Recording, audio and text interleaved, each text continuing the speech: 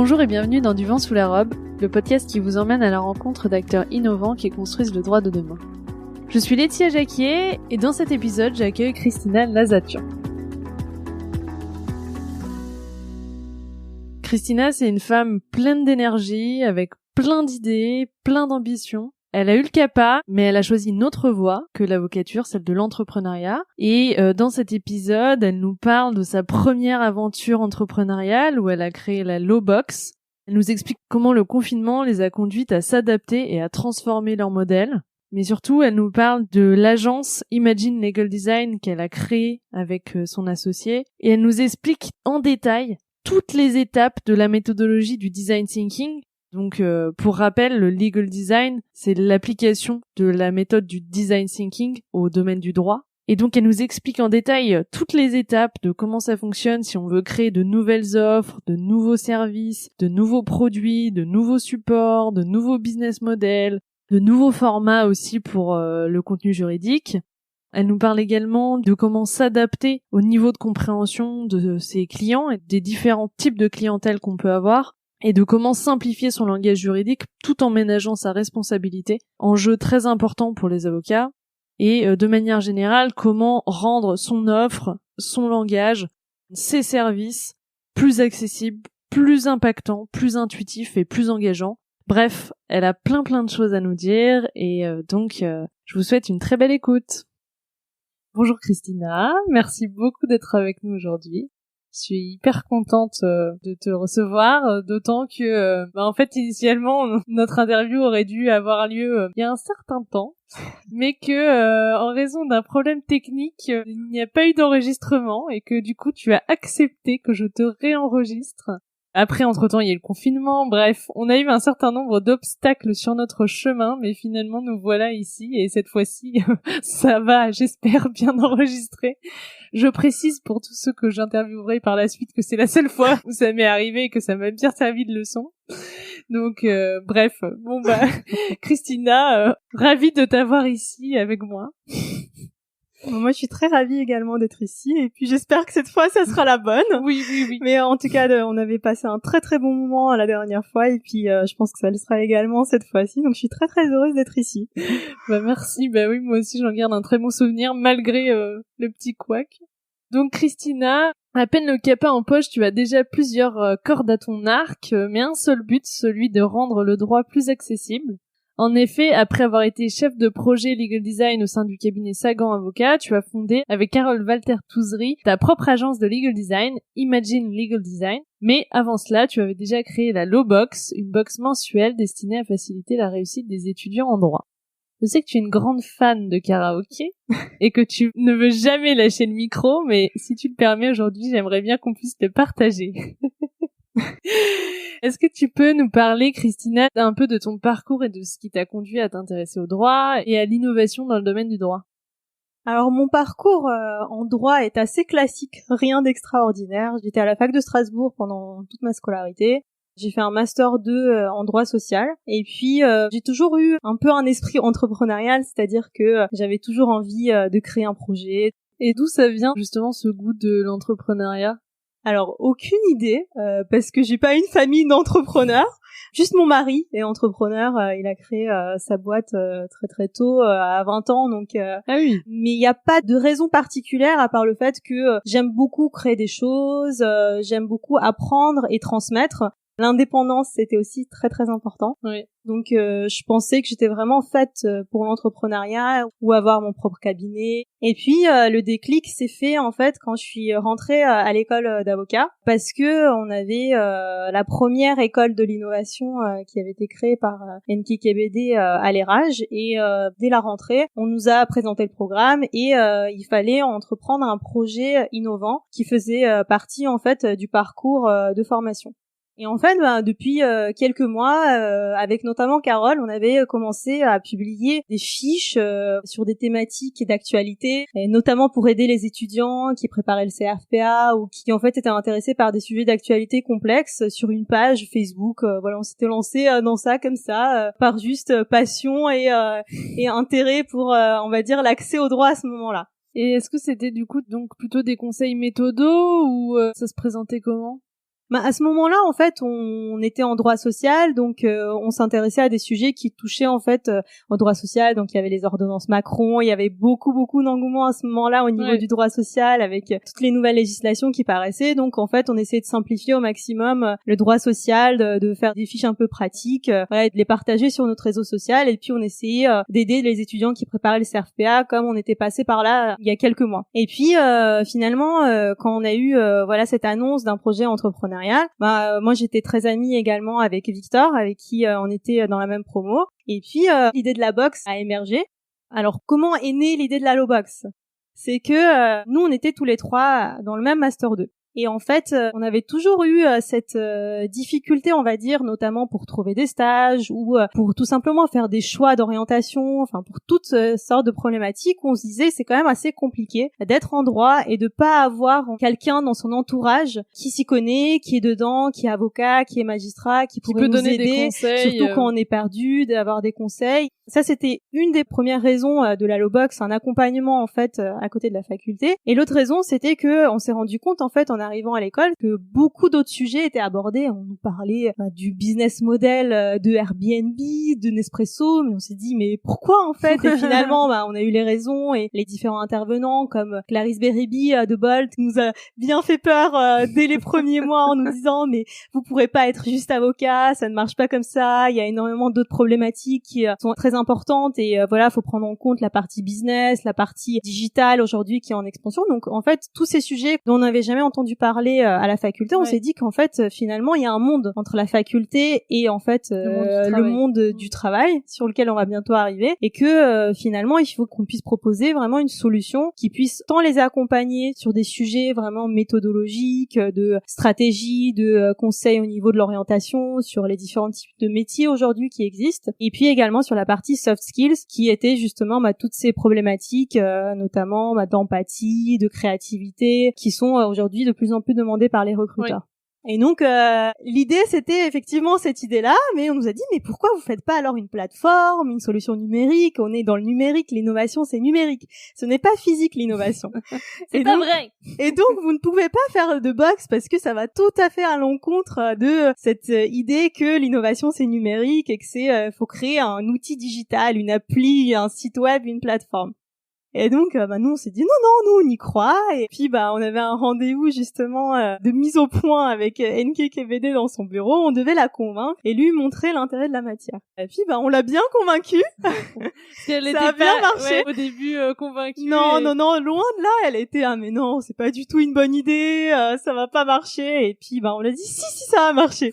Et en fait, on a eu vraiment un accompagnement où elle nous disait par quelle étape il faut passer. Donc, effectivement, on a commencé par une étude de marché. Ensuite, on a fait un crowdfunding. On a rassemblé 3300 € justement avec le crowdfunding, avec plein de personnes qui nous ont soutenus, tant des professionnels, des avocats qu'on connaissait même pas et qui croyaient qui croyaient dans le projet, et puis également des étudiants qui en fait avaient investi dans une première box qui allait parvenir en exclusivité. Donc et c'est comme ça qu'on s'est lancé. On a fait étape après étape.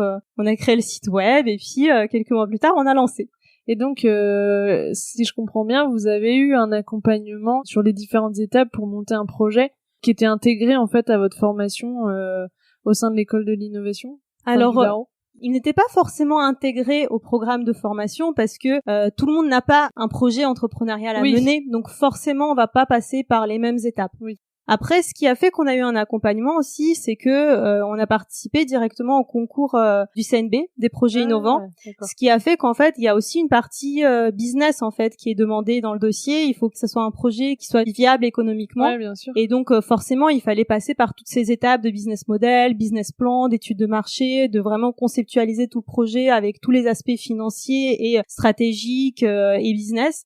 Et c'est ça aussi qui a justifié qu'on a eu un accompagnement parce qu'on était les seuls à participer à ce concours en fait cette année-là. Donc en fait vous aviez un accompagnement avec des personnes qui pouvaient vous conseiller, mais parce que c'est vous qui avez développé ce projet et que la directrice. C'est la directrice qui nous accompagnait. Je l'ai interviewée. Elle est super. D'ailleurs, écoutez ces deux épisodes parce qu'ils sont géniaux. Ouais, c'est vraiment une femme exceptionnelle. Et on est très objective. Non, mais c'est vrai, elle est vraiment exceptionnelle et ça mérite vraiment d'être écoutée et même réécoutée. Elle a plein d'idées et puis c'est quelqu'un de passionné, donc jetez-vous sur les épisodes. Et donc, du coup, vous lancez le projet de l'Halobox. Mais alors, est-ce qu'il a évolué entre ce que tu as décrit de ce que vous faisiez avant de façon plus artisanale sur vos pages Facebook? Comment ça se matérialise? Qu'est-ce que vous proposez? Ça fait 2 ans du coup qu'on est en cours de commercialisation sur l'Halobox. Donc l'Halobox, comment ça se présente actuellement? Il y a un changement. Restez bien pour écouter le changement. C'est une box physique, donc de taille à pouvoir entrer dans une boîte aux lettres. Et à l'intérieur, on a en fait des goodies. Donc ça, c'est le côté ludique qu'on a voulu apporter pour avoir en fait un petit cadeau tous les mois qu'on reçoit chez soi. Et puis les goodies, la papeterie, c'est quelque chose de très apprécié par les étudiants en droit. Donc c'est pour ça qu'on s'est tourné vers cet aspect-là. Il y a des goodies et puis il y a la partie vraiment contenu qui est en fait un magazine d'une 40-50 de pages en fonction des mois qui va porter sur un thème en particulier. Donc ça peut être la prise de parole en public, ça peut être le recrutement, c'est vraiment des thèmes qui sont différents, qui sont traités en fonction de chaque mois en fait, avec du mois de septembre au mois de mai. Donc vous suivez le fil aussi de universitaire, ouais. Le programme à peu près au niveau, si on est au niveau des choix de Master 2 ou de Master 1, là on aura effectivement un thème consacré à ce point-là. Est-ce que c'est plus du coup axé sur la vie professionnelle, les métiers, enfin l'aspect métier, ou est-ce que c'est aussi méthodologique, des conseils pour réussir son année? C'est très large en fait. Dans chaque magazine, on va avoir des thèmes différents qui sont abordés. Donc souvent en fait, on va avoir des thèmes, effectivement, si on est en octobre, on va avoir aussi comment préparer ses travaux dirigés par exemple. Oui. Donc avec des conseils qui sont donnés, on fait des collaborations avec notamment des chargés TD qui vont nous donner leurs clés justement pour réussir. Au moment des examens, on va avoir tous les conseils pour justement réussir ces examens, avec également des thèmes sur le sommeil, que c'est important, comment bien dormir. Enfin, c'est vraiment très large en fait au niveau des thématiques. Ça touche vraiment tous les aspects. Et puis ça prend aussi en compte des thématiques plus spécifiques comme le recrutement, la prise de parole en public, la créativité. Voilà, des thèmes très généraux. Et donc tu disais que ça c'est votre modèle aujourd'hui, mais je crois savoir que le confinement étant passé par là, vous avez eu d'autres idées. Donc est-ce que tu peux nous en parler? Oui. Alors on a toujours eu la problématique on va dire environnementale qui était très importante par rapport aux box, parce qu'en fait au fil du temps elles s'accumulent et écologiquement c'était pas pertinent et on le savait dès le début en fait. Nous on a vraiment adopté la démarche design thinking du début à la fin à notre projet. C'est-à-dire qu'on l'a conçu vraiment du début à la fin avec la démarche design thinking. C'est-à-dire qu'on avait fait une étude de marché, on avait demandé qu'est-ce qui vous plairait. Et si nous avait dit que ça serait une plateforme, que ça serait une appli, on serait allé vers ce côté-là. Sauf qu'en fait, on a eu la réponse d'une box avec une importance accordée aux goodies. D'accord. Donc nous, on a vraiment suivi le panel de personnes qui ont répondu à notre étude de marché, qui était quand même à peu près 1000. Et en fait, au fil du temps, on s'est rendu compte qu'en termes de contenu, déjà, il y avait des éléments qu'on pouvait pas fournir parce qu'on était limité par la taille A5 de notre magazine.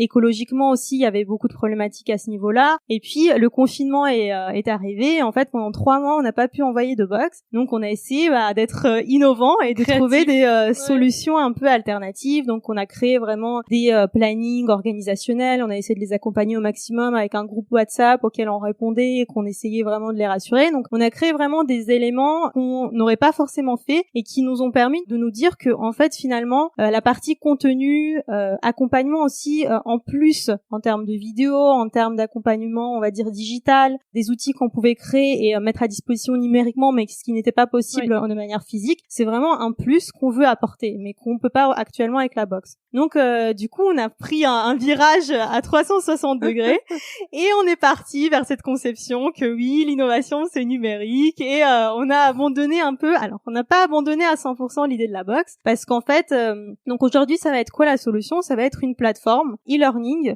sur laquelle ils pourront commander des box. Donc on va garder 3 box sur l'année. Donc la box qu'on appelle de rentrée de l'étudiant qui contiendra énormément de goodies pour la rentrée. On aura la box de Noël avec des cadeaux et vous saurez quoi dans quelques mois. Et petit teasing. Voilà, petit teasing. Et puis la box d'été qui sera la box détente avec des goodies d'été, des jeux de cartes, un cahier de vacances qu'on a créé, qu'on remettra à disposition dans cette box. Donc ça, ces 3 box, c'est des box qui restent physiques. Ça reste des box physiques que les étudiants peuvent commander si c'est la partie goodies qui les intéresse. Oui. Et mais dedans, il y a que des goodies. Du coup. Oui, il y a que des goodies. Et puis sur la box de rentrée, ils auront la plateforme offerte en fait notamment voilà pour le lancement, mais effectivement c'est que des goodies. Et puis la partie contenu sera exclusivement sur leur espace e-learning. Donc en fait, ils auront accès à tous les thèmes qu'on traitait auparavant avec beaucoup plus de thèmes parce qu'on sera plus du tout limité en termes de contenu, de pages et on pourra vraiment délivrer le maximum d'informations. On aura des vidéos de professionnels, d'experts dans chaque domaine qui pourront intervenir et auxquels on pourra poser des questions et des questions qui reviennent souvent. On aura également des quiz de connaissances. Enfin voilà, on pourra vraiment offrir beaucoup plus de contenu et d'outils pour les accompagner au maximum. Et en termes de contenu, du coup, ce sera sur les matières qui sont enseignées à la fac ou ce sera sur aussi d'autres choses? On reste en fait sur le même business model dans le sens où ça sera toujours un accompagnement méthodologique. D'accord. Et puis un accompagnement beaucoup plus poussé sur les soft skills. Okay. Donc c'est-à-dire qu'on va vraiment essayer de les plonger au maximum dans le monde et dans l'écosystème dans lequel on est de l'innovation. Donc on aura vraiment beaucoup de thèmes sur les legal tech, sur les soft skills d'aujourd'hui qui sont importants. Donc en fait, on va vraiment suivre l'étude qui a été menée par l'EDEC et la FGE sur les 30 compétences de demain. Donc à l'intérieur, il y a les digital skills, il y a les business skills et il y a les soft skills. Donc on va essayer vraiment de leur donner des notions sur chaque thème. On va leur apprendre ce que c'est un juriste codeur, voilà, leur donner quelques notions et comment s'y plonger s'ils en ont envie. D'accord. Donc ça sera vraiment quelque chose de plus qui va se rajouter parce qu'on est plus limité en termes de contenu et ça c'est un des plus où chaque mois ils pourront retrouver un thème précis avec des intervenants, des experts. Et donc ça, ce sera disponible quand? Alors, normalement, c'est disponible début octobre au plus tard. Ok, voilà. Top. Écoute, on attend ça avec impatience. Et donc, ça, c'est ta première expérience entrepreneuriale, mais tu ne t'es pas arrêtée là. Comme je l'ai dit dans l'intro, t'as tout d'abord été chef de projet legal design au sein du cabinet Sagan Avocat, mais ensuite tu t'es mise à ton compte et t'as créé avec Carole ta propre agence de legal design. Donc est-ce que pour commencer, tu peux nous dire ce que c'est que le legal design? Est-ce que ce n'est pas? Alors, je vais commencer par ce que ce n'est pas. Ce n'est pas des infographies ou des schémas pour présenter le droit plus simplement. Ça peut l'être, ça en fait partie, mais ce n'est pas la définition concrète. Alors, le legal design, pour faire simple, c'est en fait l'application du mode de pensée des designers, de leurs outils, de leur manière de travailler, du process au monde juridique. Donc, il faut savoir que depuis de nombreuses années, le design thinking, c'est quelque chose qui est beaucoup utilisé par les entreprises et surtout, par exemple, les pôles innovation des entreprises pour développer des nouveaux produits, de nouveaux services, pour être en fait en adéquation avec les besoins et les attentes des clients, des consommateurs. Et finalement, en fait, le legal design, c'est que le domaine juridique, les directions juridiques, les avocats, tous les professionnels du droit se sont emparés de cette méthode, de ces process, de cet état d'esprit surtout, pour l'utiliser dans leur corps de métier et pour pouvoir offrir des services, des produits, des expériences beaucoup plus pertinentes et impactantes et qui sont totalement adaptées aux besoins des clients et des consommateurs. Et alors, est-ce que tu peux nous décrire cette méthodologie ? Alors la méthodologie, c'est en fait 4-5 étapes en fonction de comment on le présente, où on va vraiment essayer de comprendre au maximum les besoins de notre utilisateur, de notre client par une phase d'empathie, c'est-à-dire qu'on va se poser avec eux tout simplement, on va échanger.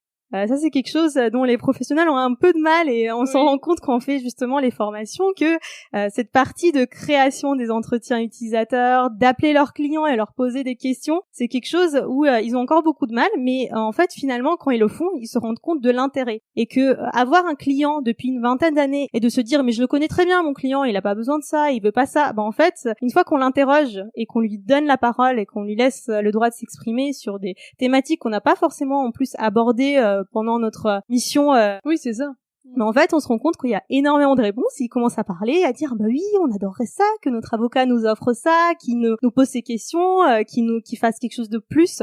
C'est ça aujourd'hui qui est recherché. L'expertise juridique ne suffit plus. Oui. On attend quelque chose en plus. Et en fait, finalement, comment chercher le plus? C'est difficile quand on est professionnel et que on s'est jamais vraiment posé des questions sur est-ce que notre service, notre produit, notre prestation juridique est adaptée au marché. Oui, donc une fois qu'on s'est posé cette question et qu'on nous dit non, vous utilisez uniquement votre expertise d'avocat, il faut faire plus. Mais comment le faire? Et en fait, pour le faire justement, il faut parler avec ses clients, il faut échanger avec eux. Donc ça, c'est la première phase d'empathie.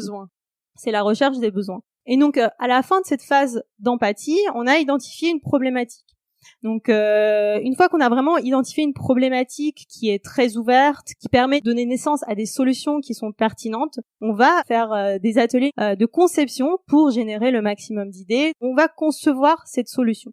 Donc comment on va le faire? On va en fait avoir des ateliers qu'on appelle de divergence, c'est-à-dire qu'on va utiliser des outils pour faire immerger le maximum d'idées en un peu de temps et puis concevoir des idées qui sont originales et créatives. Ça, c'est l'objectif. Je donne l'exemple du mashup qu'on peut utiliser où on va se dire on va mêler le droit environnemental avec une plateforme YouTube. Et en fait, notre solution doit emprunter des deux. Comment faire? Et du coup, en réfléchissant pendant 10 minutes avec toutes ces parties prenantes, ses collaborateurs, les utilisateurs, en fait, on va arriver à des solutions extraordinaires qu'on pourra ou non mettre en place tout de suite, qui seront ou non viables, faisables ou pas, mais qui nous permettent vraiment de creuser au maximum et de ne pas rester, en fait, focalisé sur son domaine et rester fermé sur ce qui est possible et envisageable, mais selon notre point de vue. Tu peux nous expliquer ce que c'est que le mashup? Le mashup, c'est en fait, on va prendre deux domaines ou deux sujets différents. Donc l'exemple en fait très connu, c'est Idéo qui devait créer en fait une expérience nouvelle pour l'entourage ou la famille qui accompagne les patients dans une chambre d'hôpital. Donc s'ils ont en fait quelqu'un de la famille qui est à l'hôpital pendant une longue durée et que l'entourage doit vivre aussi une expérience satisfaisante. D'accord. Donc, quand ils ont fait leur atelier d'idéation, c'est ce qu'on appelle pour concevoir la solution, ils ont en fait choisi le mashup, un des outils qu'ils peuvent utiliser, où en fait ils ont mêlé l'expérience d'une chambre d'hôtel, parce que forcément dans une chambre d'hôtel, on va travailler sur une expérience qui est positive, qui est satisfaisante pour faire revenir le client et le fidéliser. Et donc ils ont travaillé sur une idée qui mêle donc l'expérience dans une chambre d'hôtel et une chambre d'hôpital. D'accord. Et donc, ce qu'ils ont fait, c'est qu'ils ont créé en fait un mini-bar à destination de l'entourage du patient avec des boissons healthy, des thés détox, des choses comme ça pour les accompagner au mieux dans cette période difficile. Ok, j'ai bien compris l'idée du coup de mélanger deux choses qui initialement n'auraient pas été forcément rapprochées, mais pour créer des meilleures idées. Voilà, donc c'est un peu les outils qu'on utilise nous en formation justement pour essayer de faire générer le maximum d'idées et ne pas s'arrêter à l'infographie justement ou le schéma, parce que c'est facile de dire il ne faut pas faire d'infographie, il ne faut pas faire de schéma, mais il faut leur donner la possibilité de générer d'autres types d'idées. Oui, c'est ça. C'est ça en fait. Et donc une fois que tu as la phase d'idéation, donc il y a la première phase c'est l'empathie, la deuxième idéation. Ensuite, on va prototyper. Donc on va prototyper la solution, on va commencer par faire un prototype très brut, au crayon, à la main, pour aller le tester. Donc on va essayer vraiment le plus tôt possible de le tester. Comment on va le tester? On va rappeler le client avec qui on a discuté auparavant pour l'entretien utilisateur, ou bien on va concevoir un atelier avec quelques utilisateurs à qui on va faire tester la solution, on va la présenter. Si c'est une application, on va essayer de leur faire utiliser, de nous dire si c'est assez intuitif, si c'est un autre type de support, un podcast, une vidéo, on va leur présenter l'idée. Et puis surtout dans le domaine juridique, on va se focaliser sur la partie du texte pour savoir si ce qu'on a délivré, parce que souvent dans le domaine juridique, ce qu'on va avoir, c'est des solutions effectivement innovantes, mais qui vont emprunter le texte juridique et qui vont faire en sorte qu'il soit accessible et clair.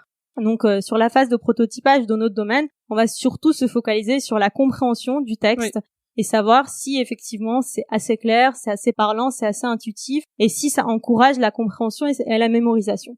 Ouais, donc la forme est bien sûr importante, mais il y a la partie est-ce que mon contenu juridique va être intelligible et compréhensible. C'est ça. Dans notre domaine à nous, on va se focaliser, on va dire, dans la première phase de test, surtout sur le fond et sur la compréhension du texte. N'importe quel texte juridique. Après ça, c'est quand tu appliques la méthode à des documents juridiques, du coup. Oui.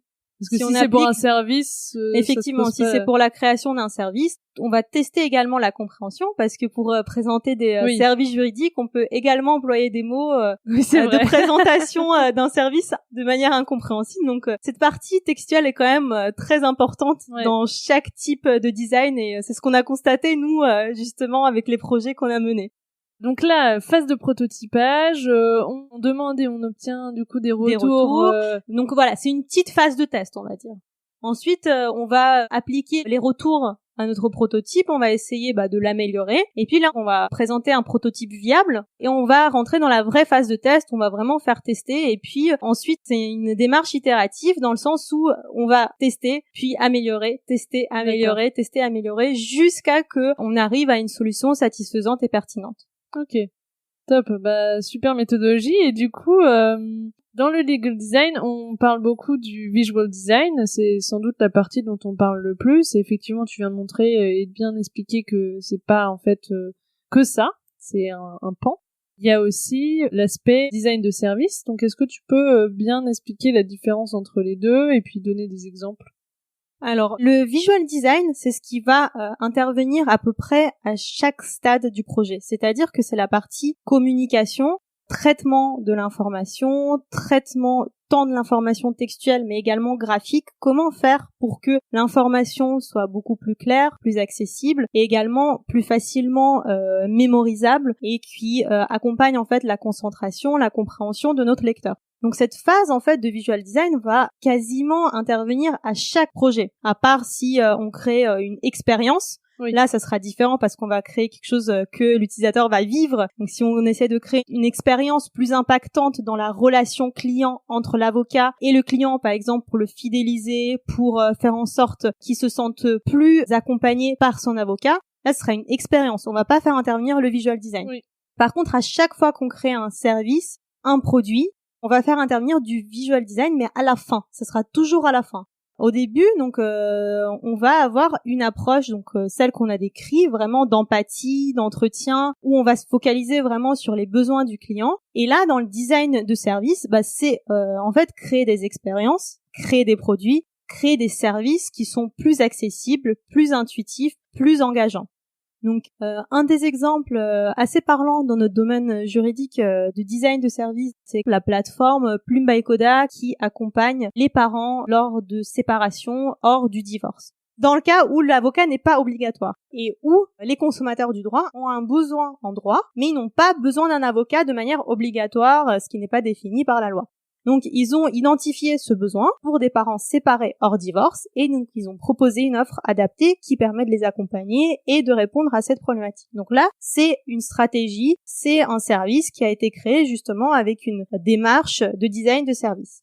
Ensuite, aujourd'hui, il y en a de plus en plus où on va créer justement des offres de service au niveau de la facturation qui vont être adaptées à la cible de clientèle. Donc c'est toute la réflexion qui a émergé notamment avec le cabinet Bold, qui propose des abonnements pour les startups. C'est vraiment une réflexion sur ces services, sur sa manière de délivrer la prestation juridique, soit en identifiant des besoins auxquels on ne répond pas sur le marché, et c'est comme ça que sont nées les Legal Tech, c'est qu'elles ont identifié énormément de besoins auxquels les professionnels traditionnels, avocats, notaires, huissiers ne répondaient pas forcément, et donc ils s'en sont saisis justement pour apporter une réponse adaptée. Et donc c'est un peu cet état d'esprit, cette stratégie d'essayer de trouver quel besoin justement dans notre cadre d'intervention en tant qu'avocat n'est pas satisfait par le marché et comment on pourrait nous le faire de la manière la plus pertinente, la plus adaptée. Et donc, si on revient sur la partie visual design et sur la façon en fait dont on peut présenter autrement son contenu juridique, quelle est, selon toi, la méthode et les astuces ou des outils qui peuvent aider à présenter ces documents juridiques d'une meilleure façon?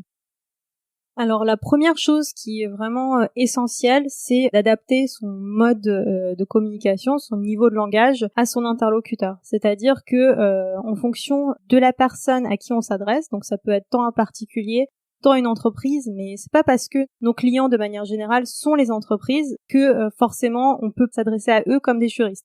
Même si c'est une direction juridique et des juristes, ils n'ont pas forcément la même expertise juridique et ils n'ont pas forcément envie d'entendre des locutions latines ou des mots très complexes, des phrases à rallonge et ça c'est vraiment tous ces principes au niveau des neurosciences s'appliquent à tout type de personnes. Qu'on soit juriste ou pas, on a envie qu'on s'adresse à nous de façon claire, simple ouais. Et que ça aille vite et que ça soit rapide et très facilement compréhensible. Donc c'est vraiment d'adopter son niveau de communication à son interlocuteur. Donc déjà ça c'est la question qu'on doit se poser. À chaque fois qu'on rédige, que ça soit un mail, que ça soit une consultation, que ça soit les conclusions, Les conclusions, c'est la même démarche. Ce n'est pas parce que c'est un magistrat qu'il a envie de voir des tonnes et des tonnes de pages de conclusions avec des répétitions ou des phrases à rallonge. Donc voilà, c'est pas parce que c'est un magistrat qu'il a envie de voir ça.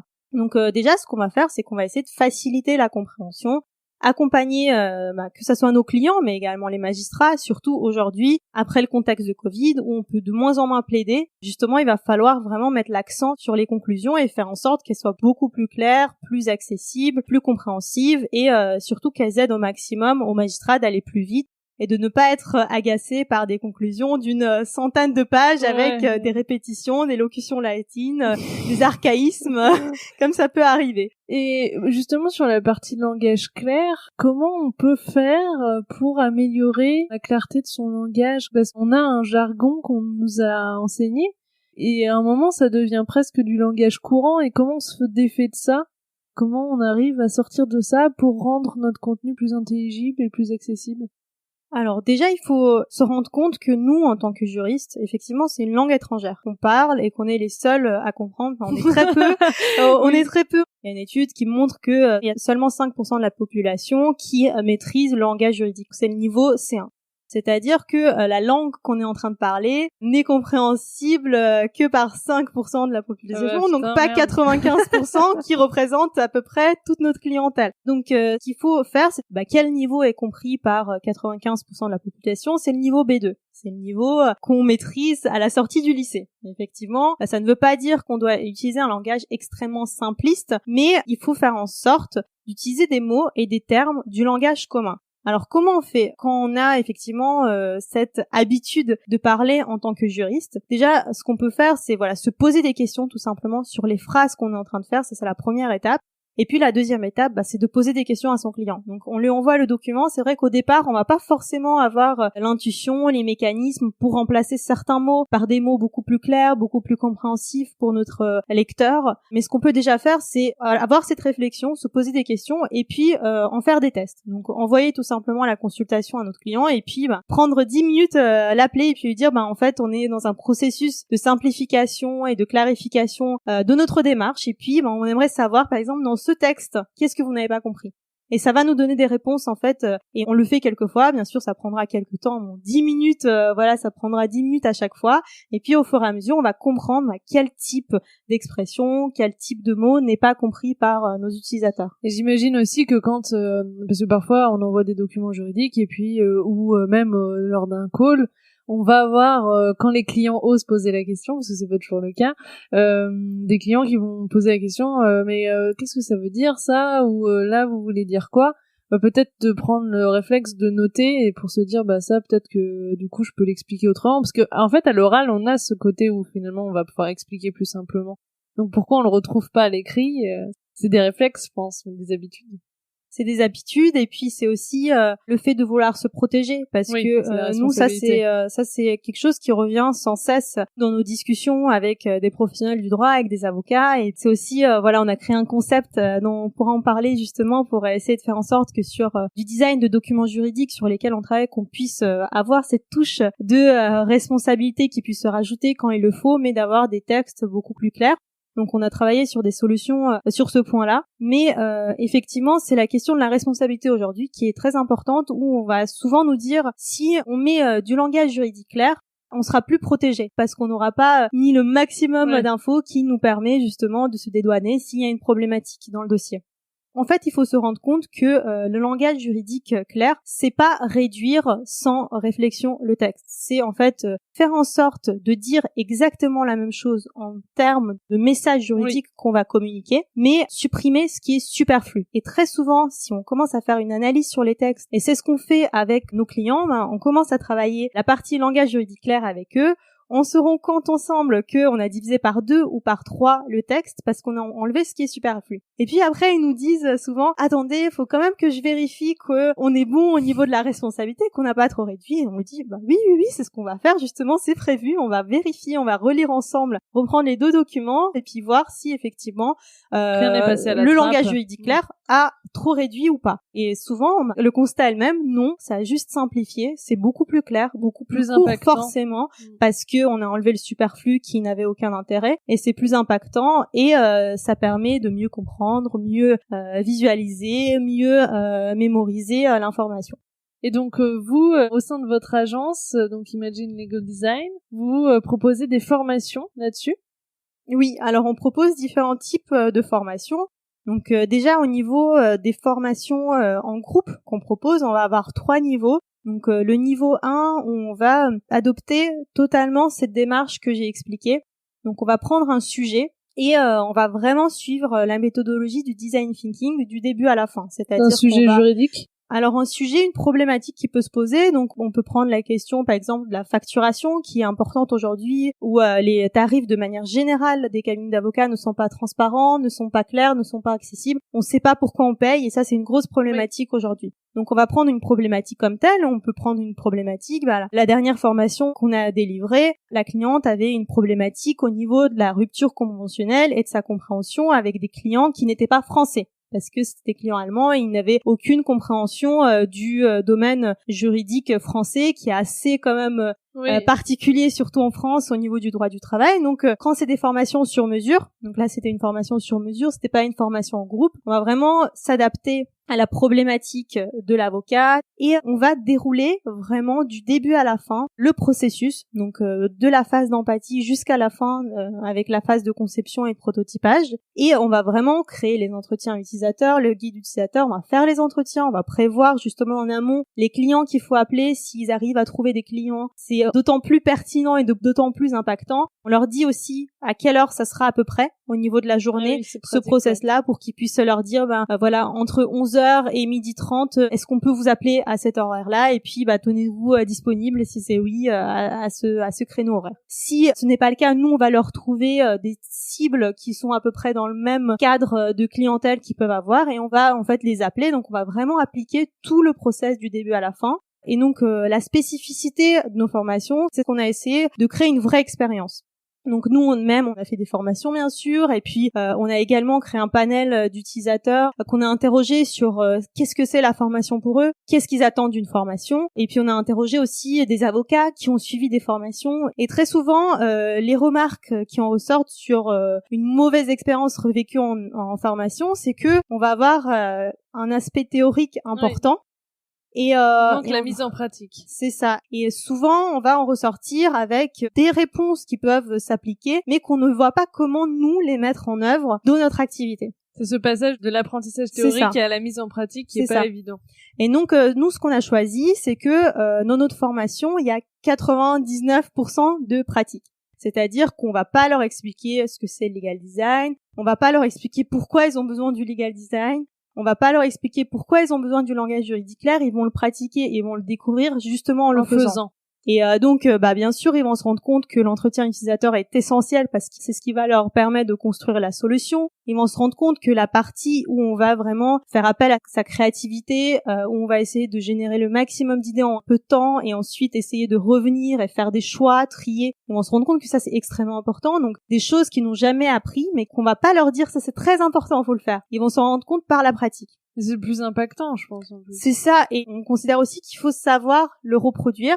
Oui. Et pouvoir mettre en place de nouveau cette méthodologie sur une autre problématique parce qu'on en a tellement finalement qu'on peut mettre en application. Et donc ce qu'on fait, c'est qu'on a développé un guide de formation sur mesure qui retrace en fait tout leur parcours du début à la fin avec cette fois-ci des enseignements théoriques, donc vraiment leur expliquer comment faire, comment concevoir de manière pertinente un guide utilisateur notamment, comment poser des questions, ça c'est quelque chose de très important aussi. Oui, c'est vrai. Ok, on va appeler notre client, mais qu'est-ce qu'on va lui demander? Oui, la façon dont on pose la question va déterminer la réponse. Aussi, c'est extrêmement important. Donc on va leur apprendre à poser des questions. Donc c'est à cette phase-là notamment qu'on va faire intervenir nos designers qui vont être là justement pour les aider dans cette phase-là. Et puis le guide de formation, il y aura tous les outils qu'on a pu utiliser pendant justement cette phase de formation en pratique. Donc notamment le mashup qu'on va leur expliquer, d'autres outils vraiment pertinents qu'on va leur expliquer. Et puis à la fin, ils ressortent avec des réponses sur leur cas particulier et ce qu'ils peuvent faire justement à l'avenir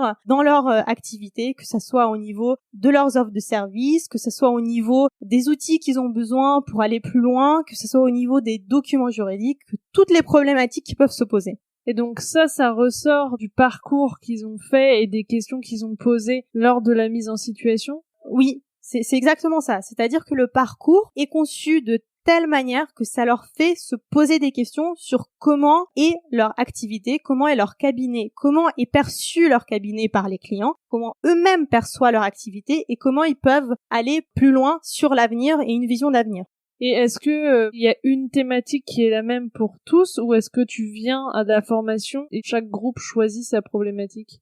Alors, sur des formations en groupe qui sont pratiquées, on va dire, en intra, c'est-à-dire chez nous, ça sera différents types de thématiques qu'on va proposer et ils vont choisir et travailler en groupe. Mais des thématiques larges qui vont les toucher dans n'importe quel type de domaine dans lequel ils seraient, que ce soit du droit du travail, du droit de la famille, du droit pénal. D'accord. Et ensuite, les personnes qui sont intéressées par une formation sur mesure, vraiment sur une problématique, parce qu'ils se disent, alors moi je sais que je dois transformer cette offre de service et que je veux travailler exclusivement sur ça, là ils vont venir avec cette problématique-là. Ce document juridique qu'ils veulent transformer, redesigner par exemple une convention d'honoraires, un contrat de mission, et on va travailler exclusivement sur ce sujet. D'accord, donc là c'est une offre distincte de la formation dont tu parlais tout à l'heure. C'est ça, on va adapter le parcours à la situation, donc à la problématique, et puis pouvoir le faire vraiment sur mesure avec eux.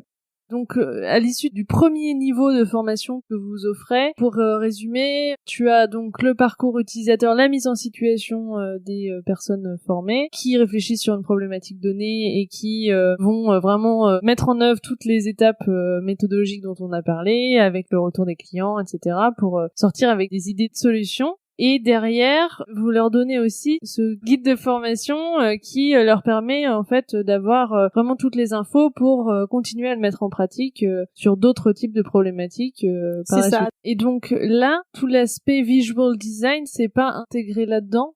Alors ça, c'est le niveau 2. Étant donné que c'est un process quand même assez important qui prend beaucoup de temps et que nous, on considère que c'est important qu'il passe par là. Donc c'est pour ça qu'on passe par cette phase de niveau 1 où vraiment ils vont découvrir ce que c'est vraiment le legal design et le design thinking, tout le process, ça va répondre à des questions, ça va leur permettre justement d'en savoir plus sur leur activité, sur eux-mêmes et puis sur leurs clients. Et ensuite, une fois qu'on a passé cette étape de niveau 1, vient le niveau 2 où en fait ils ont leur idée de solution et qui vont mettre en œuvre, c'est-à-dire qu'ils ont déjà tous les retours, ils savent comment faire, ils savent qu'est-ce qui est adapté ou pas, qu'est-ce qui est pertinent ou pas, et là on va commencer à travailler sur la solution. Donc en fonction de la problématique traitée, ça pourra être effectivement un contrat, un document juridique à redesigner. On va prendre le temps justement pour travailler sur le langage juridique clair notamment, et puis on va prototyper. Donc si c'est un document juridique, on va leur apprendre à utiliser un logiciel en ligne ou un logiciel qu'ils ont justement l'habitude d'utiliser et sur lequel ils sont à l'aise, comme PowerPoint par exemple. Donc nous on va souvent les former sur Canva parce que c'est un logiciel assez intuitif qui reprend beaucoup d'outils et beaucoup de propriétés de logiciels professionnels comme la suite Adobe par exemple. Donc c'est assez simple et intuitif pour des personnes qui sont pas très tech, on va dire. Est-ce que tu peux expliquer ce que c'est Canva du coup? Alors Canva, c'est un logiciel de visualisation graphique en ligne. Il y a peut-être des personnes qui le connaissent parce qu'elles y font des cartes de visite ou des cartes d'anniversaire ou des faire-part d'anniversaire, de mariage. On peut y faire énormément de choses et à la base, ça a été créé dans cet objectif-là. Et puis, il y a également des modèles d'infographie, mais qui sont des infographies de format plutôt web. Et ensuite, nous, on va plutôt travailler sur des formats qui vont être adaptés. On va travailler vraiment sur un format qui sera adapté soit aux réseaux sociaux, soit sur un format adapté à un document juridique qui sera plutôt du format A4. Donc là, on va identifier et travailler ensemble sur la solution pertinente au niveau du format également. Et si on prend par exemple les documents juridiques phares, par exemple le contrat, la consultation juridique, les conclusions, qu'est-ce que tu peux donner comme conseil ou comme astuce qui soit propre à chacun de ces différents documents pour mieux les présenter, maximiser leur impact? La première étape, c'est de s'interroger sur le destinataire du document pour vraiment cibler le niveau de langage qu'on va devoir utiliser. Ensuite, on va s'interroger sur l'objectif du document, c'est-à-dire si c'est une consultation, alors c'est quoi l'objectif poursuivi. Donc parfois, ça peut être d'avoir des maximum d'informations sur un sujet donné pour pouvoir ensuite, à un moment donné, se projeter et faire une décision. Oui, c'est la finalité, en fait. C'est ça, la finalité poursuivie. Ensuite, on peut avoir une question très technique où on a besoin vraiment d'une réponse et du process à suivre, s'il y en a un, comment faire, la démarche à suivre. Donc là, ça sera par exemple vraiment un process en donnant une checklist de choses à faire. Vous êtes dans ce cas-là, donc faites attention à faire ça, ça, ça, ça. Et donc en fonction vraiment de la finalité, on va avoir une autre structuration. Donc ça, c'est pour tous les documents juridiques, c'est la même démarche. Ensuite, au niveau des contrats notamment, on va avoir cet aspect de responsabilité beaucoup. Par exemple, on travaille actuellement sur des conditions générales de vente avec un cabinet d'expertise comptable. On travaille aussi sur une convention d'honoraires, un contrat de mission avec un cabinet d'avocats. Et c'est vrai que sur ce type de contrat, la notion de responsabilité est très importante. Et donc, ce qu'on va faire souvent sur ce type de contrat, on a développé un concept qu'on appelle le click and learn de Imagine. C'est que on va transformer le texte en langage juridique clair, c'est toujours la première étape et c'est l'étape essentielle, mais on va donner la possibilité aux professionnels de nous dire que parfois il y a des clauses qui sont importantes et qu'on va devoir quand même conserver, bien sûr les mettre en langage juridique clair, mais mettre un commentaire important et qu'on va pouvoir faire en fait par une technique de petit plus qui va se rajouter comme sur une page web en fait dans une solution digitale sur laquelle il va falloir appuyer pour avoir les informations supplémentaires. Et donc ça c'est quelque chose qui va permettre d'avoir un document qui est aéré, qui est beaucoup plus intuitif, impactant et clair et compréhensible parce que sur l'intégralité du document juridique, on aura vraiment cet état d'esprit et cette envie de délivrer quelque chose de très compréhensible et transparent au niveau du texte utilisé, des éléments graphiques et du traitement de l'information. Mais si on en a besoin au niveau de la mise en œuvre de certains éléments qu'on doit rajouter, là on aura ce petit plus, on pourra cliquer dessus et avoir les informations qui apparaissent. Ok. Est-ce que sur, par exemple, la mise en forme d'un document, est-ce qu'il y a des choses qui sont vraiment importantes ou des outils qu'on peut utiliser pour rendre son document plus attractif, des astuces par rapport à ça? Alors, au niveau de la partie graphique, il faut toujours essayer de s'adapter au maximum au texte. Donc, le traitement graphique va toujours suivre le texte. Et l'idée, c'est de faire en sorte que la partie textuelle soit beaucoup plus compréhensible avec une mise en forme graphique qu'on va choisir. C'est-à-dire que parfois, on va pouvoir justement rajouter des éléments comme des pictogrammes qui vont nous permettre d'expliquer d'autant mieux l'information. Donc, ça ne veut pas dire qu'il faut mettre des pictogrammes à chaque phrase. Ça, ce n'est pas pertinent, mais uniquement si ça permet d'expliquer notre partie textuelle et de la rendre beaucoup plus pertinente. Ensuite, ce qu'il faut faire de manière générale sur la partie graphique, c'est utiliser des éléments graphiques lorsque c'est pertinent et ne pas mettre des petits ronds, des petits carrés un peu partout pour que ça fasse joli. Puis au niveau des couleurs aussi.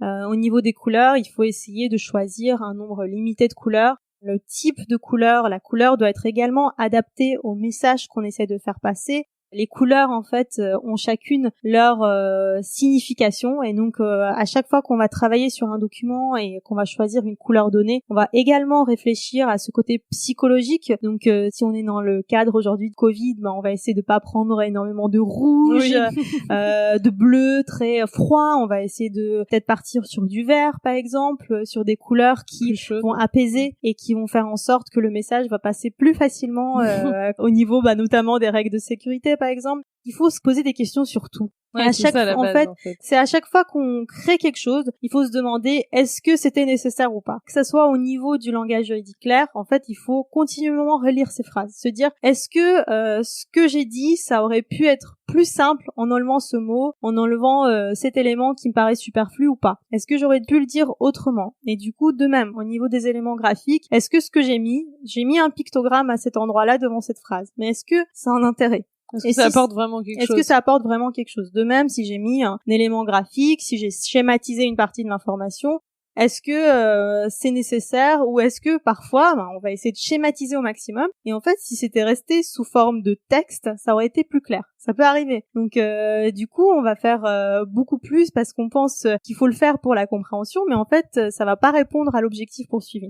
Donc c'est se poser énormément de questions. Ça c'est déjà, posez-vous plein de questions sur tout ce que vous faites, sur chaque élément créé, sur l'esprit même du document, sur l'esprit même de votre réalisation. À chaque moment, toutes les secondes, se poser des questions. Et donc, si on revient au niveau 2 de formation, donc vous accompagnez justement vos clients dans cette démarche-là de langage clair, de meilleure présentation des différents documents juridiques, etc. Est-ce qu'il y a d'autres choses dont tu veux parler pour ce niveau-là de formation, d'autres choses que vous proposez? Alors ce niveau-là, c'est surtout de la pratique sur la réalisation, la conception de la solution et essayer d'aller au maximum jusqu'à même la finalisation si c'est possible et puis le faire tester par les utilisateurs, par les clients. Après cette partie-là, si le document n'est pas finalisé, on va les accompagner à distance pendant un créneau de 2 heures encore pour leur permettre de finaliser, leur donner nos derniers commentaires, nos retours et comment aller plus loin. S'ils ont été convaincus par ce processus et que ils se disent effectivement c'est la bonne démarche et qu'on a envie de simplifier nos documents juridiques, de travailler sur plus de documents, plus de contrats ou même de process sur la partie organisationnelle. Les documents juridiques, ce n'est pas forcément uniquement les conditions générales, les contrats, tous ces documents qu'on va utiliser dans la relation avec nos clients, mais ça peut être également en interne sur des process qu'on va créer, des notes internes, également des procédures qu'on va mettre en place entre des services pour qu'ils puissent mieux travailler ensemble, collaborer plus facilement et plus efficacement. Donc ça peut être également des documents à créer dans un design organisationnel. Donc s'ils ont envie d'aller plus loin et de faire tout cela dans leur pratique, ils ont la possibilité de prendre un crédit de 5 heures ou 10 heures où on va les accompagner au niveau de la conception, les aider dans le process, leur dire la démarche à suivre pour ce document-là et puis les aider sur chaque étape dans la conceptualisation et dans la création de ce document. Ça fait partie de notre niveau 3 d'offres de formation. Et donc, vous faites aussi des formations sur mesure? Oui, alors c'est ce qu'on a fait effectivement pendant tout l'été où les avocats avaient pas mal de temps pour réfléchir après le confinement à leur business model notamment et on a travaillé sur des problématiques de business model ou des problématiques organisationnelles qui se posaient assez souvent en interne ou bien sur des problématiques récurrentes ressenties par les clients. Et donc là, on va travailler sur une offre qu'on va leur proposer, sur un parcours sur mesure qu'on va créer en fonction de la problématique. Et est-ce qu'il y a d'autres offres? Alors là, du coup, on a abordé la partie offre de formation, mais on a également une partie prestations qui sont des offres de services sur 2 points. Donc sur la stratégie de communication et sur la stratégie qu'on appelle de positionnement et de développement. Donc sur la stratégie de communication, ça sera un accompagnement alors soit sur la partie communication, visibilité, fidélité, donc qui va passer notamment par une identité digitale par exemple à créer si il y en a besoin. Ça peut être de l'accompagnement digital également. On va proposer d'accompagner les cabinets, que ce soit des avocats, des notaires, des experts comptables, sur les réseaux sociaux notamment pour avoir une communication impactante et vraiment se focaliser sur les besoins des clients en termes de réseau social et de communication digitale. On va également avoir la partie visual design, s'ils ont des besoins en visualisation sur des thèmes précis pour justement expliquer des éléments complexes, des domaines complexes. Également, ça fait partie de la stratégie de communication. Et puis, au niveau de la stratégie de positionnement, là, c'est plutôt de l'accompagnement sur des problématiques de design de service, sur des problématiques de design organisationnel, sur du business model, de création d'offres de services impactantes. Donc là, ça sera sur l'accompagnement sur toutes ces problématiques qu'on a abordées. Et pour quel type de clients vous travaillez? Est-ce que tu peux nous donner des exemples de missions que vous avez réalisées pour cette partie-là, justement? Alors, un de nos clients historiques, on va dire, on travaille pour eux depuis la création de l'agence, c'est le cabinet Allen & Overy pour leur bureau de Luxembourg. On travaille sur différents sujets. Donc, on a travaillé sur des questions de compliance avec la création d'outils, justement, après la sortie de nouvelles législations, de directives, pour accompagner leurs propres clients sur des sujets de compliance, de mise en conformité sur différentes problématiques suite à l'apparition de législations ou de directives. Ensuite, avec eux, on a travaillé notamment sur des designs de communication parce que le cabinet Allen & Overy est très développé sur l'innovation. Ils ont créé différentes legal tech, ils ont un lab d'innovation à Londres. Et donc ils ont créé une legal tech justement d'automatisation de contrats dans les fonds financiers. Et l'objectif, étant donné que c'est un domaine très complexe, c'était d'expliquer de manière la plus impactante possible cette nouvelle offre, quel est l'intérêt, les différentes étapes, pourquoi y avoir recours, et puis expliquer de manière très transparente ce que c'est. Et puis, ils ont beaucoup de médias différents au niveau de leur cabinet. Donc, ils ont notamment un podcast où ils communiquent sur des sujets d'actualité très importants pour leurs clients. Et on a également travaillé sur des projets où on va accompagner ces sujets-là de podcast avec des documents vraiment très visuels pour comprendre vraiment en quelques secondes le sujet traité, d'avoir différents types de médias sur un sujet donné, avoir le podcast, avoir une fiche thématique, une fiche pratique, et puis avoir vraiment des médias différents ensemble plein de canaux de communication pour accompagner au mieux leurs clients. Ensuite, on a travaillé pour un cabinet d'expertise comptable où les services payent et le service juridique avait des difficultés d'organisation au niveau de la procédure d'établissement des contrats. Donc là, on a créé justement un document qui permet vraiment de savoir à quel moment quelle partie doit agir. Donc c'est-à-dire que dans ce cas-là, le contrat est souvent reçu par le gestionnaire de paye qui n'est pas juriste et qui ne peut réaliser le contrat qu'à certaines conditions parce qu'il y a un modèle, enfin voilà, des conditions définies par le cabinet. C'est dans ce cadre-là qu'on a créé notamment le Click and Learn, c'est-à-dire que c'est un document où on a besoin d'avoir des informations très précises, très cadrées et en un peu de temps pour pouvoir prendre des décisions. Mais pour pouvoir prendre des décisions, il faut aussi avoir des précisions parfois, parce que si on vient d'arriver, on n'a pas une connaissance assez élargie de toutes les problématiques qui peuvent se poser sur un contrat donné. Donc là, on va avoir cette partie de Click and Learn qui va nous permettre d'avoir des informations supplémentaires sur un point donné et de continuer le process pour savoir si c'est à nous ou pas de faire le contrat. Donc là, c'est sur la partie vraiment organisationnelle et puis ça c'est aussi quelque chose d'important, c'est de mesurer l'impact et l'après en fait de la réalisation du process, du design qu'on a mis en place et puis de prendre des mesures de KPI pour savoir est-ce qu'il y a eu un impact, est-ce que ça a permis de fluidifier les relations, est-ce que ça a permis d'être plus efficace et effectivement, on a eu des retours très positifs où aujourd'hui ça roule très bien, chaque service sait quand et comment il doit intervenir et ça permet vraiment d'être plus efficace et plus productif, ce qui est très important, que ce soit dans les cabinets d'expertise comptable, mais dans tout type d'activité. Ensuite, on a également travaillé sur la partie business model design, sur la création d'offres de services packagées et forfaitisées, notamment pour permettre d'offrir des offres qui sont vraiment très claires et transparentes, où on sait ce qu'on a dans l'offre, on connaît le prix. Et on sait surtout la plus-value qu'on a d'avoir recours à cette offre-là plutôt qu'une legal tech qui est moins chère ou plutôt qu'une autre solution. On a identifié une plus-value et ça c'est extrêmement important pour les cabinets d'avocats. On a travaillé aussi sur des politiques de protection de données, des conditions générales de vente. On travaille également avec des startups pour la création d'un parcours design thinking qui leur permettent de savoir si leur business model est pertinent, s'il est assez adapté à leur cible de clientèle, pour se poser des questions au niveau de l'empathie, au niveau des besoins, au niveau des pain points, donc toutes ces questions-là.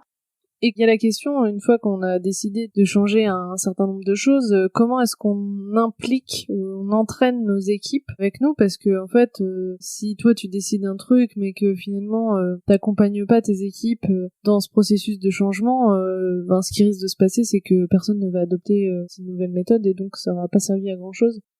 C'est un processus de sensibilisation à mener.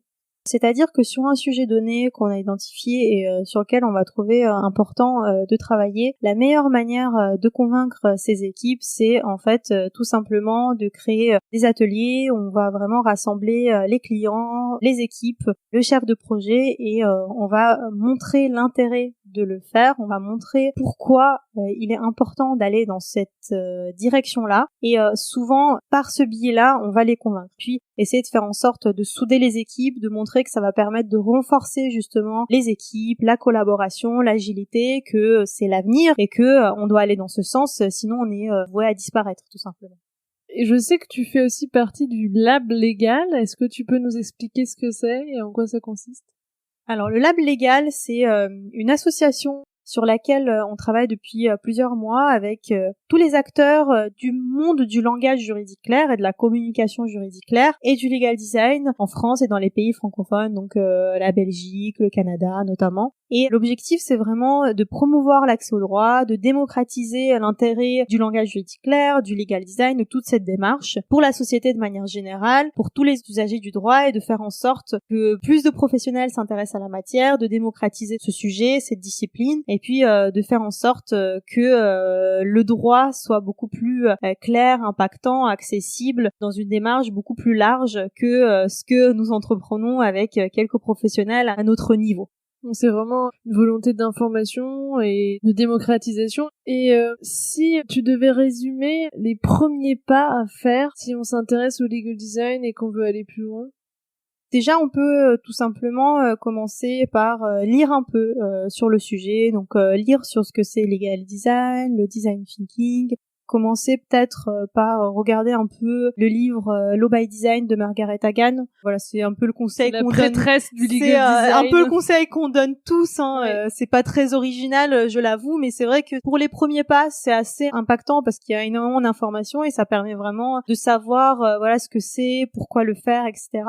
De regarder un peu ce nouveau écosystème, réfléchir, se poser les questions sur sa propre activité, sur comment on fonctionne. Et puis c'est progressif. On va dire une première étape de prise de conscience où on va se poser avec soi-même, se poser des questions, essayer vraiment d'ouvrir au maximum son état d'esprit. Donc justement, à chaque fois qu'on a un rendez-vous client, avoir une approche beaucoup plus curieuse de ce qu'on fait, c'est-à-dire poser des questions au client à la fin, ça nous coûte rien, il est là et puis on est en rendez-vous client, voilà, poser quelques questions sur ce qu'on fait et se dire mais en fait, qu'est-ce que vous avez pensé de cette mission-là et comment vous l'avez vécu? Voilà, c'est des choses qu'on peut faire au quotidien et qui permettent d'avoir une étape de prise de conscience. Et une fois qu'on a cette étape de prise de conscience, je pense que c'est là qu'on peut se dire on peut y arriver tout seul parce que voilà, on peut s'aider, on va dire, de contenu qu'on peut trouver gratuitement sur internet, ou bien on a besoin d'accompagnement, on a besoin d'expertise, et puis là il y a différents professionnels qui peuvent les accompagner, donc on peut les accompagner avec plaisir s'ils en ont envie, et puis il y a d'autres professionnels qui peuvent aller voir s'ils en ont envie également.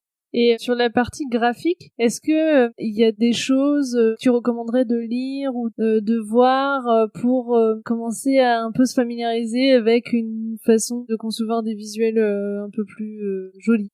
Alors, ce que je dirais, c'est que si vous avez des enfants, par exemple, de prendre déjà leur manuel, de regarder comment ils sont structurés, parce que c'est vrai que les livres d'école sont souvent très bien structurés parce que justement, on va faire en sorte de s'adapter à un niveau de compréhension d'un enfant de 5 ans, 6 ans, 7 ans, donc on va vraiment essayer de faire au maximum pour simplifier, rendre plus compréhensif la matière utilisée. Donc ça peut être un exemple. Ensuite, regarder des recettes de cuisine, parfois, ça peut nous donner des idées sur des process, sur des règles à communiquer de manière plus simplifiée. De regarder un peu de manière générale, de passer un peu de temps en librairie, de regarder des manuels de simplification, pour, par exemple, le langage juridique clair. Ce qui peut être intéressant, c'est de regarder les manuels pour les nuls. Parfois, on peut avoir le droit du travail pour les nuls, le droit des sociétés pour les nuls. On peut aller passer un peu de temps, justement, pour regarder ce type de manuel. Après, sur la partie vraiment très graphique, sur des règles de graphisme à apprendre, ce qu'on peut ou ne pas faire, justement, en graphisme, ça, je pourrais communiquer les manuels, puis tu pourras les insérer et les communiquer à tes abonnés. Oui, et puis on mettra aussi le lien vers Canva si oui. Les gens veulent aller regarder. Merci beaucoup Christina. Merci Laetitia, à toi. Je suis ravie. J'espère que ça s'est enregistré cette fois. Écoute, je vois la petite lumière rouge, donc a priori tout ira bien. Bon, sinon je disparaîtrai à tout jamais. Vous aurez la chance de m'entendre cette fois. Mais bon, finalement, c'était très bien. Tu m'as offert 2 moments de qualité. Écoute, merci beaucoup et puis bon vent à tous tes projets. Et bon vent du vent sous la robe également. Merci beaucoup. Au revoir. Au revoir Laetitia. Voilà, c'est terminé pour aujourd'hui. J'espère que l'épisode vous a plu. Si le podcast vous plaît, n'hésitez pas à me mettre une très bonne note, de préférence 5 étoiles sur iTunes, ça m'aidera beaucoup, et à parler du podcast autour de vous. Si vous avez des questions, ou si vous voulez donner votre avis, ou si vous avez envie de partager votre point de vue sur tous ces sujets d'innovation, n'hésitez pas. Vous pouvez le faire sur les pages du vent sous la robe sur les réseaux. Donc, il y a une page sur Instagram, une page sur Twitter, une page sur LinkedIn, une page sur Facebook. Et sinon, sur le site internet, sur la page dédiée à chaque épisode, vous avez la possibilité de laisser des commentaires. C'est vraiment fait pour ça. Ça peut être très intéressant de débattre sur ces sujets. Donc, n'hésitez pas. Et sinon, je vous donne rendez-vous dans 15 jours pour le prochain épisode. À bientôt!